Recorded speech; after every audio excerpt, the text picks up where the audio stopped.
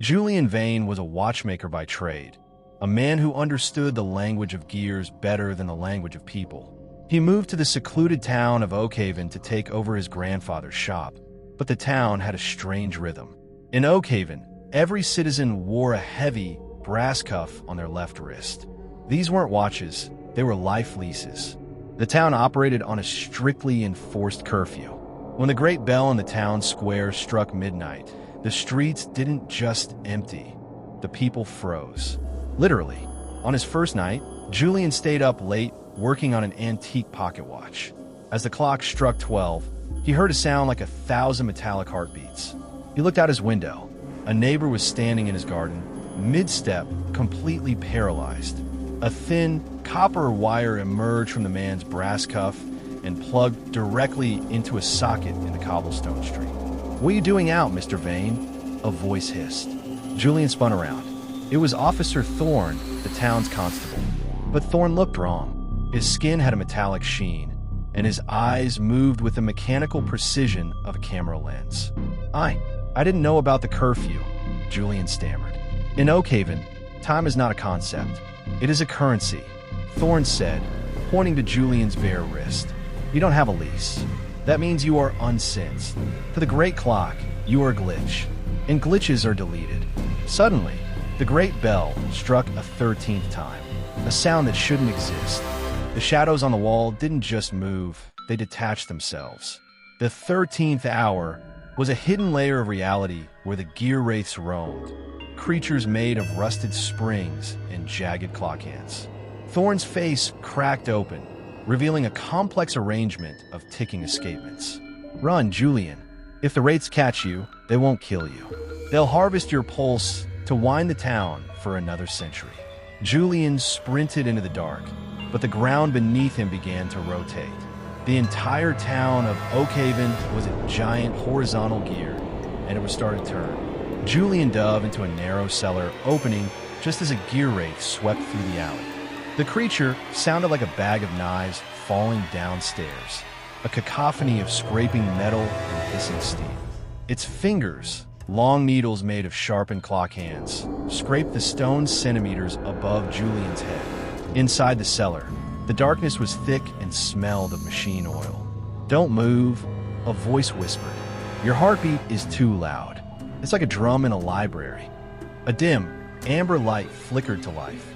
A young woman named Elara sat among piles of discarded springs and rusted cogs. She didn't wear a brass cuff. Instead, her arms were covered in intricate, glowing tattoos that looked like circuit boards made of liquid gold. "You're an unsensed," she said, eyeing Julian's bare wrist. "You're a walking buffet for the great clock. What is this place?" Julian gasped, his lungs burning. "Why did the constable's face open up?" Elara pulled back a heavy rug, revealing a glass floor. Below them, massive, glowing brass gears, miles wide, were churning in a sea of thick, black fluid. "That's the Clockwork Vein," she explained. "Oakhaven isn't a town. It's a biological engine. Archibald Oakhaven didn't want his citizens to die, so he turned time into a physical substance. But time needs a battery." She pointed to the black fluid. Julian realized with horror that it wasn't oil. It was liquefied years. Every night, during the 13th hour, the Wraiths harvest the excess life from the people frozen on the streets. They take a month here, a year there. That's why everyone here looks 50, but is actually 200 years old. They are living on a loop, fueled by the blood of the unsensed. Suddenly, the floor vibrated. A deep, tectonic groan echoed through the cellar. "The great clock is hungry," Elara whispered, her tattoos glowing bright. It sensed a fresh pulse. "Yours." It's adjusting the town's rotation to bring your location directly under the mainspring. Above them, the cellar door didn't just rattle. It began to unscrew itself. The wood was being manipulated by an invisible magnetic field. "If we stay here, we'll be crushed into life oil," Elara said, grabbing a bag of strange, glowing tools. "We have to go to the Pendulum district. It's the only place where the gears don't mesh perfectly. It's where the glitches hide." As they climbed out, Julian looked at the sky. There were no stars. Instead, a giant, translucent minute hand was sweeping across the atmosphere, cutting through the clouds like a blade. "Run," Elara urged. "The second hand is coming, and it moves faster than you can think." Julian and Elara sprinted toward the western edge of the town, where the architecture began to warp. In the Pendulum district, the houses weren't built on solid ground. They were suspended by massive iron chains from a ceiling of swirling black fog. "Watch your step," Elara shouted. "The gravity here follows the beat." Every 60 seconds, the great bell in the distance emitted a low-frequency thrum.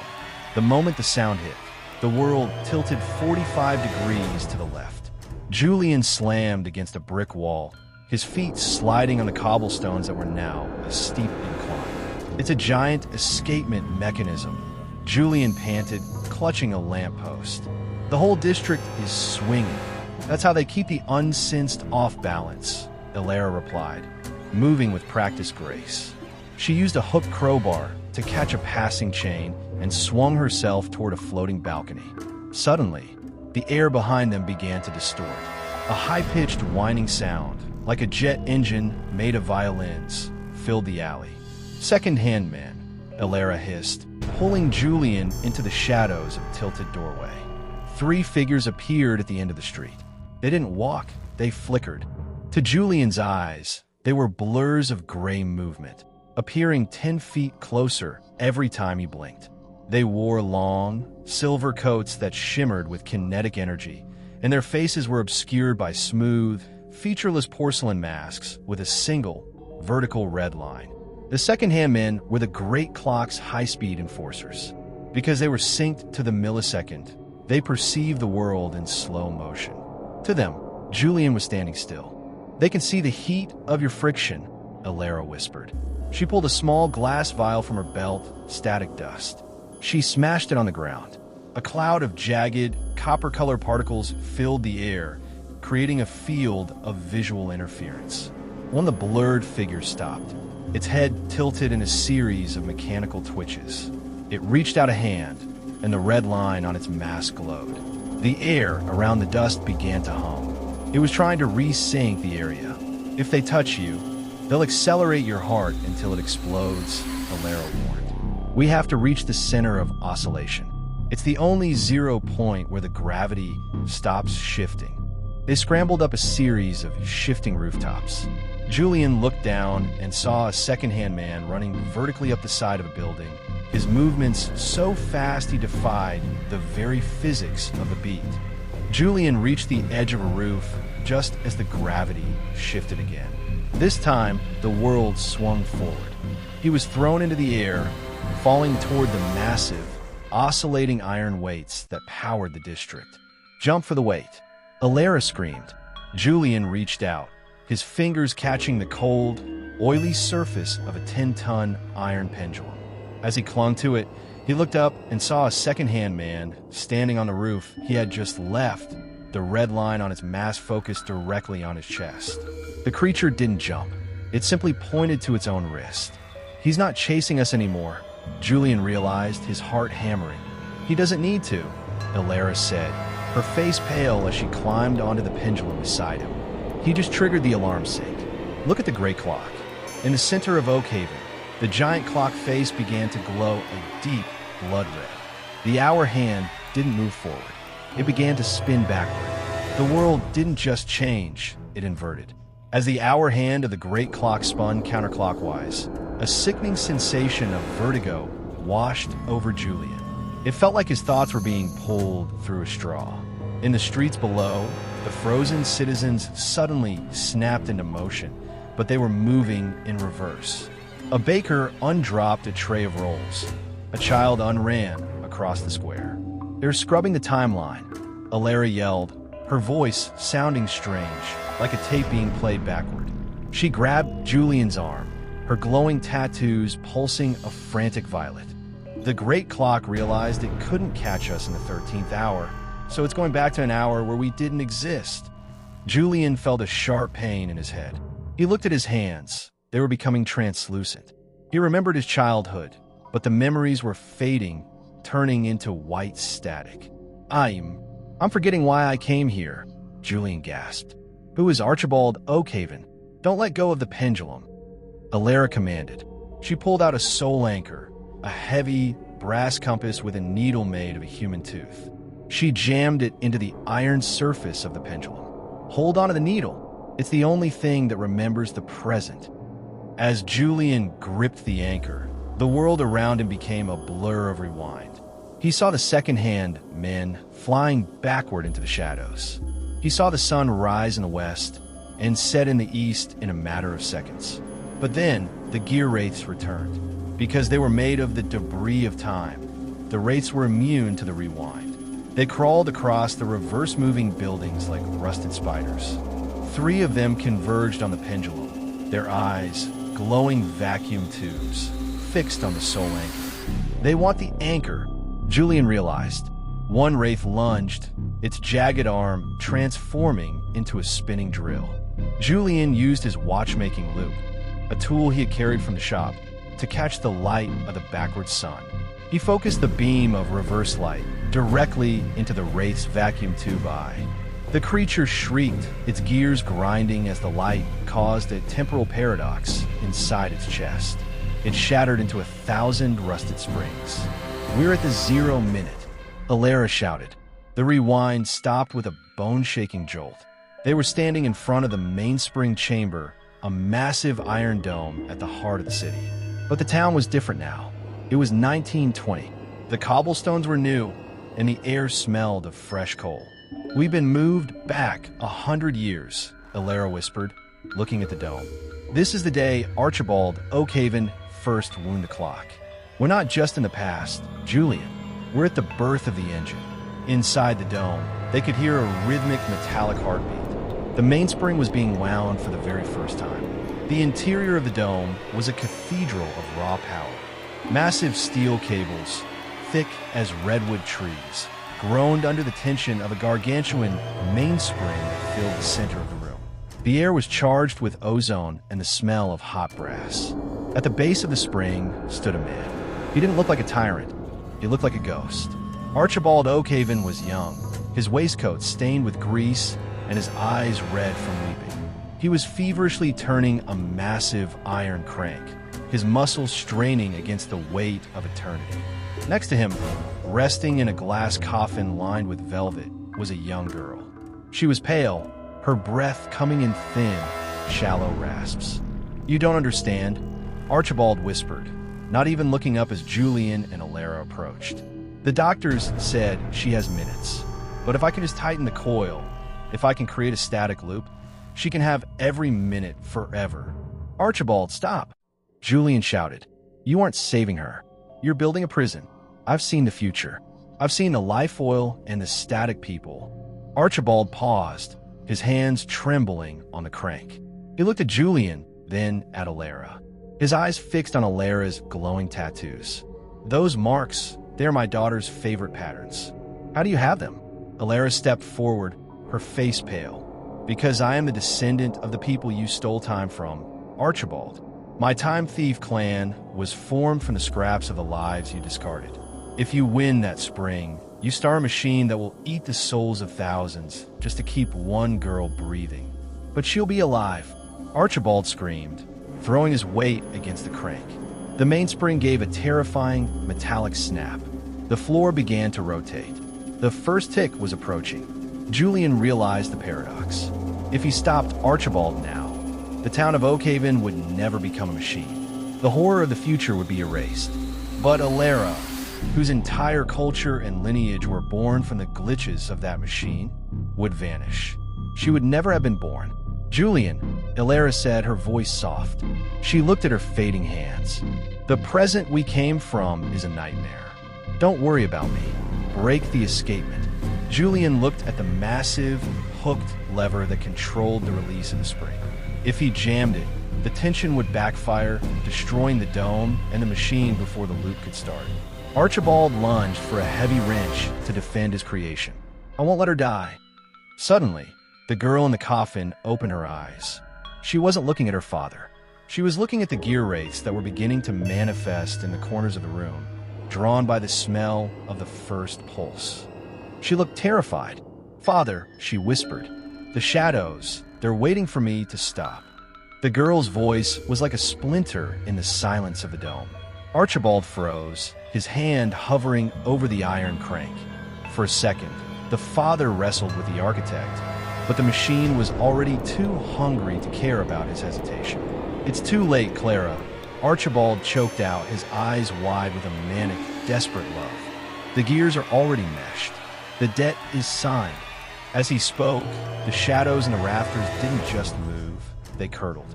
A figure descended, not through the air, but through the ticks of the clock. It was the celestial watchmaker. It stood 10 feet tall, draped in robes that looked like charred parchment, and where a face should be, there was a hollow, rotating star chart. "The contract is binding." Archibald, the entity, spoke, its voice sounding like grinding tectonic plates. "A life for an eternity. A town for a daughter." The watchmaker raised a hand made of needles, pointing at the girl. A thin, golden thread began to pull from her chest toward the mainspring. "Julian, the escapement lever!" Elara screamed. She was flickering now, her legs becoming transparent as the timeline buckled. "If you don't jam it now, the watchmaker will own every second of this town's history." Julian grabbed his heavy watchmaking hammer. He sprinted toward the massive, hooked lever that held the tension of 100 years. Archibald lunged at him, tackling him to the oily floor. "No, if the spring snaps, she dies now. I won't let her go into the dark." "She's already in the dark, Archibald," Julian roared, pinned under the older man. "Look at her." The girl, Clara, was being lifted from her coffin by the golden thread. Her skin was starting to turn into the same brassy, metallic substance Julian had seen on the constable. She wasn't being saved. She was being turned into the central pivot of the engine. "Father, let me fall," Clara whispered, her eyes turning into glass lenses. Archibald's grip loosened. He looked at his daughter, seeing the horror of the mechanical doll she was becoming. In that moment of grief, Julian scrambled free. He reached the escapement lever, but the watchmaker was faster. The entity flickered across the room in a microsecond, its needle hand reaching for Julian's throat. "You are a second that does not belong in this minute," the watchmaker hissed. Julian didn't swing the hammer at the entity. He knew he couldn't kill time. Instead, he swung the hammer at his own antique pocket watch, the one his grandfather had left him, and threw the shattered internal gears into the teeth of the mainspring. A watchmaker's sabotage. The tiny, delicate gears of the pocket watch were crushed by the gargantuan teeth of the machine, but they were made of a different alloy, silver steel. The friction caused a temporal spark. For a fraction of a second, the machine jammed. "Now!" Elara cried. Julian grabbed the escapement lever and pulled with every ounce of his strength. Crack. The sound was louder than a cannon blast. The mainspring, under millions of pounds of tension, didn't just release, it shattered. The explosion of the mainspring didn't produce fire, it produced history. The massive steel coil whipped around the room like a dying serpent, shredding the fabric of reality. A blinding, white-gold light erupted from the center of the dome, and suddenly, the walls of the cathedral dissolved. Julian felt his body being pulled in 3 different directions. To his left, he saw Oakhaven as a primitive forest in the 1700s. To his right, he saw a futuristic blackened wasteland where the great clock had finally run out of souls to eat. "Hold on to the soul anchor," Elara's voice echoed, but she looked like a smear of light. They were caught in a chronological storm. The shattering of the spring had released all this stolen time at once. Julian saw images of himself as an old man, then as a child, then as a skeleton, all in the span of a heartbeat. The celestial watchmaker roared, its star chart face spinning frantically.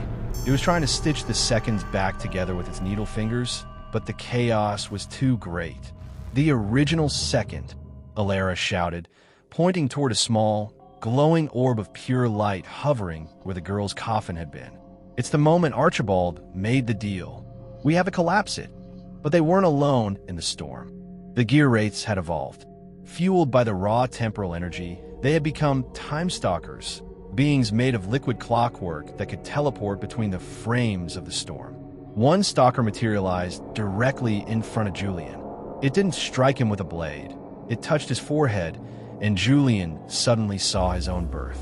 He felt the cold air of the hospital, heard his mother's voice, and then the stalker began to erase it. "Julian, focus on the now." Elara screamed. She used her glowing tattoos to create a stability field around them, but the strain was turning her hair white. Archibald Oakhaven was stumbling through the storm, chasing a phantom image of his daughter. "Clara, I can fix it. I just need more gear teeth." He was losing his mind, picking up shards of the broken spring and tried to shove them into his own chest. "Archibald, look at her!" Julian yelled, pointing at the glowing orb. Inside the orb, Clara wasn't a brass doll or a dying girl. She was a static echo, trapped in the exact millisecond between life and death. The only way to stop the storm, Julian realized, his watchmaker's intuition kicking in, is to give that second back to the universe. "We have to let her die.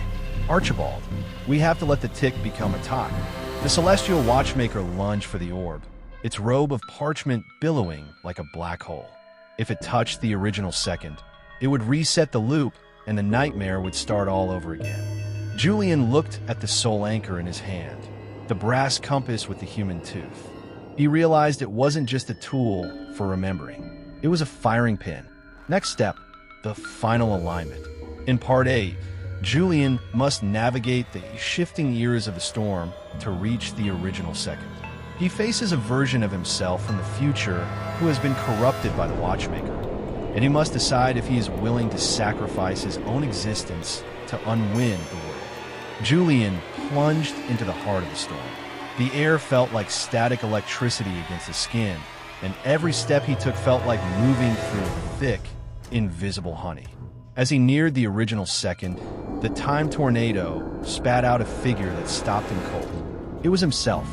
But this Julian was older, his eyes replaced by glowing brass gears, his skin etched with the same spiraling grooves as the manor from a nightmare. This was the Grand Chronometer, a version of Julian from a future where he had failed and become the watchmaker's new apprentice.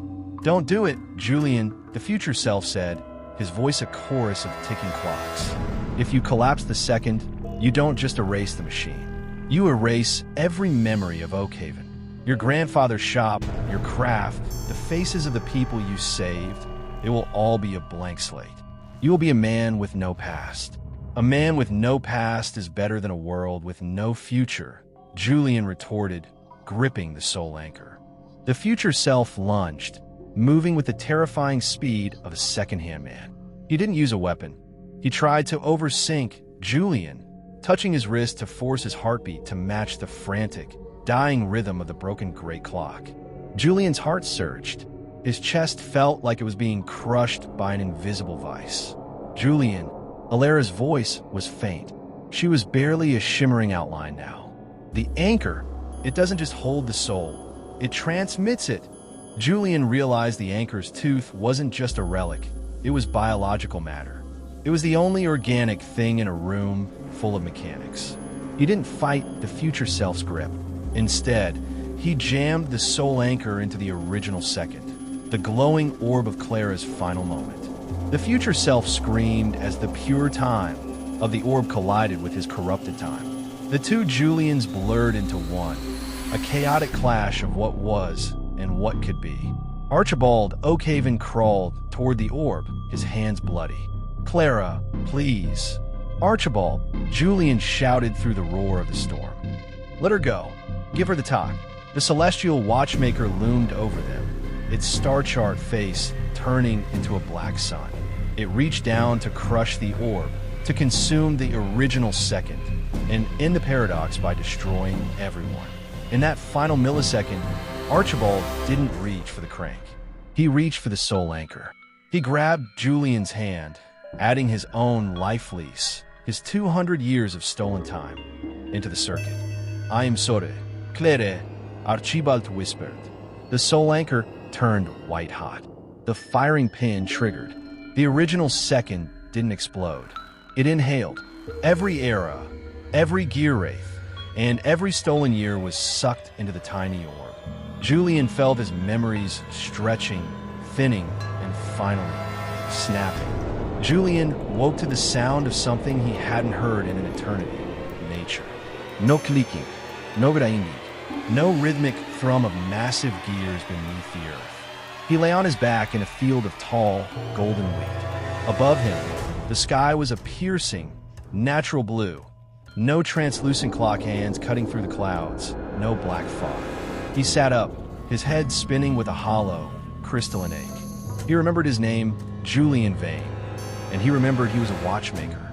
But when he tried to think of his childhood, his parents, or the shop he was supposed to inherit, there was nothing. Just a smooth, white wall in his mind. The town of Oakhaven was gone. In its place was a quiet valley, untouched by iron or steam. Elara, he croaked. There was no answer. The woman who had lived between the ticks of the clock had been a byproduct of a machine that now never existed. She hadn't just died, she had been unhappened. Julian reached into his pocket and felt something cold. He pulled out a single, rusted gear.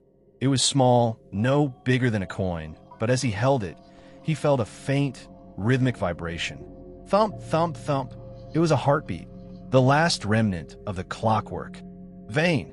Suddenly, the grass around him began to sway, not from the wind, but in a perfect, geometric circle. The air grew cold, and the sun seemed to dim, as if someone had placed a smoked glass lens over the world. Julian stood up, his body tensing. He wasn't alone. A few yards away, a man was standing. He looked like a traveler, wearing a long, tattered coat and a wide-brimmed hat that shadowed his face. But as the man turned, Julian saw the glint of brass. The stranger wasn't wearing a watch. His entire left hand was a complex, ticking prosthetic of silver needles and rotating wheels. It was a brave thing you did, Master Vane, the stranger said. His voice sounded like the dry rustle of old parchment. To delete a century of history just to save a few souls. But time is like water. You can break the dam, but the river always finds a way to flow. Who are you? Julian asked, clutching the rusted gear. I'm the Pendulum Shadow, the man replied. The celestial watchmaker is a patient entity. It doesn't need a town to run its engine. It only needs a pivotal soul. Someone who understands the mechanism well enough to rebuild it. The stranger stepped forward, and Julian saw his eyes. They weren't human. They were two tiny, rotating star charts. The deal Archibald made wasn't just for Oakhaven, the stranger whispered. It was for the Thorn lineage, and you, Julian, are the last of that bloodline. You didn't erase the debt. You just inherited it. Julian looked down at the gear in his hand. It began to glow with a dull, violet light. The grass beneath his feet started to turn gray, drying into a fine, metallic dust. The machine wasn't dead. It was restarting inside of him. Julian's breath hitched. As the stranger spoke, the rusted gear in his palm began to sink, not into the grass, but into his skin. It melted through his flesh like hot lead, sliding up his arm and settling directly into his chest. Clack, tick, tock. His heart didn't beat anymore. It escaped. He could feel the cold, metallic teeth of a mainspring expanding behind his ribs. Julian collapsed to his knees, his vision flickering like a failing film projector. Every time his heart ticked, the world around him jumped forward a second. You are the new chronometer, the Pendulum Shadow whispered, looming over him. The world is chaotic, Julian. It is messy, aging and dying. But through you, we can give it order. We can make the universe perfect. Julian looked at his reflection in the stranger's brass-rimmed eyes. His own iris was starting to spin. He saw the life lease forming on his own wrist, etched in glowing gold light. He was no longer a man. He was the blueprint. No, Julian Vane. I won't. Harvest. You have no choice, the shadow replied. A clock cannot choose not to tick.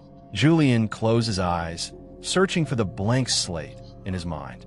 He realized that as long as he fought the rhythm, the tension would only build until he exploded, taking the valley with him. He had to do what his grandfather had taught him during his very first lesson, the overwind.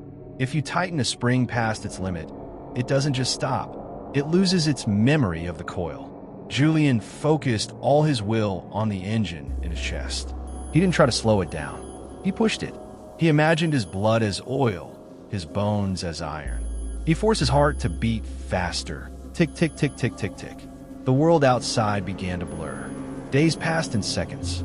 The wheat grew, withered, and died in a heartbeat. The pendulum's shadow let out a metallic shriek, his form flickering as Julian's internal time outpaced the entity's reality. "Stop!" the shadow roared. "You'll break the universe. I'm just speeding up the end."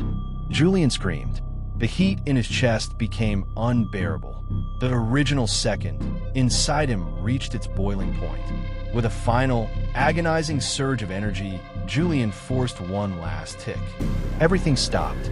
The violet light vanished. The shadow dissolved into a pile of rusted clock hands. The silence was absolute. Julian opened his eyes.